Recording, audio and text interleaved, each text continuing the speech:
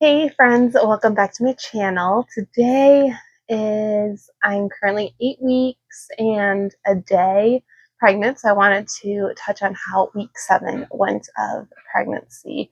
Well, I can officially say, if you've been following along, that I have gotten over mostly, mostly gotten over my cold and the flu, and now it's more of just like the normal nausea, morning sickness that I'm used to.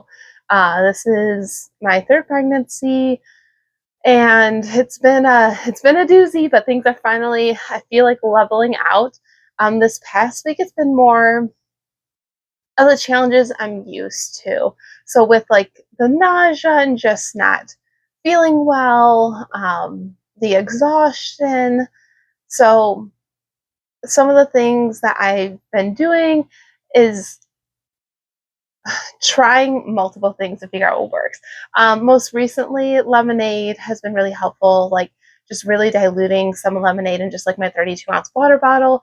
I'm still struggling getting enough fluids. I feel like I'm finally getting enough calories throughout the day. Like, I am able to sometimes eat a full meal, and able to have numerous snacks, and don't know. I have had some friends also go through pregnancy, and so not sure what other women's experiences are like, but this time around, it's the whatever I want one day or for one meal, I'm not going to want the next day, even if I think so.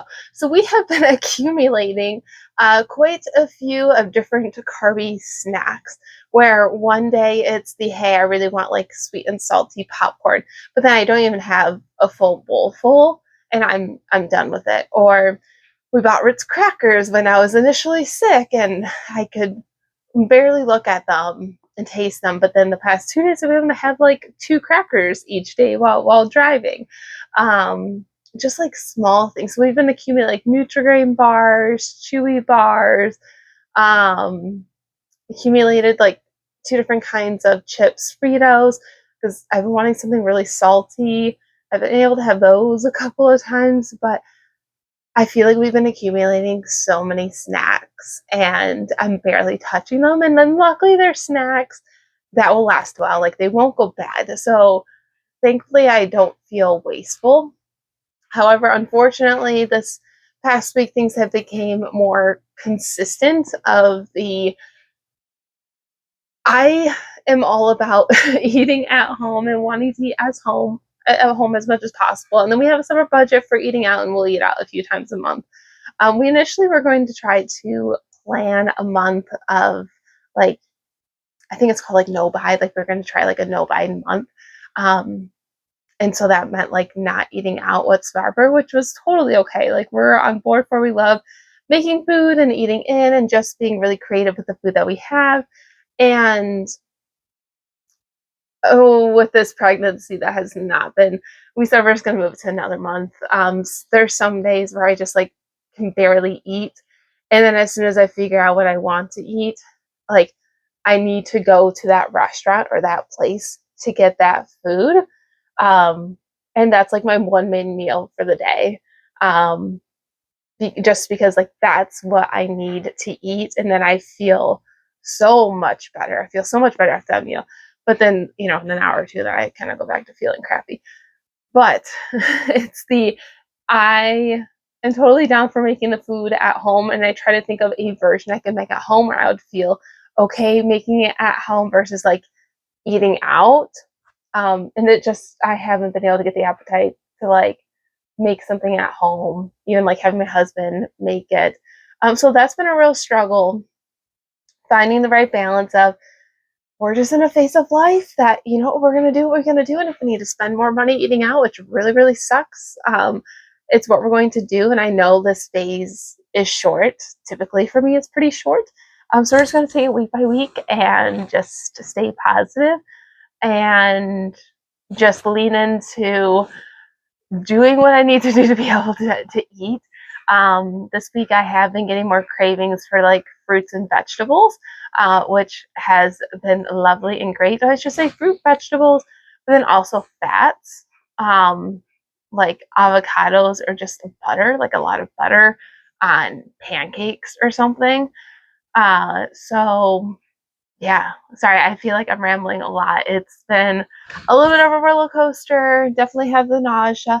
I started getting some boob, like breast soreness, tenderness. Like my oldest has definitely been pushing that boundary because we'll just be playing and he'll hit me in just the right spot. And it hurts.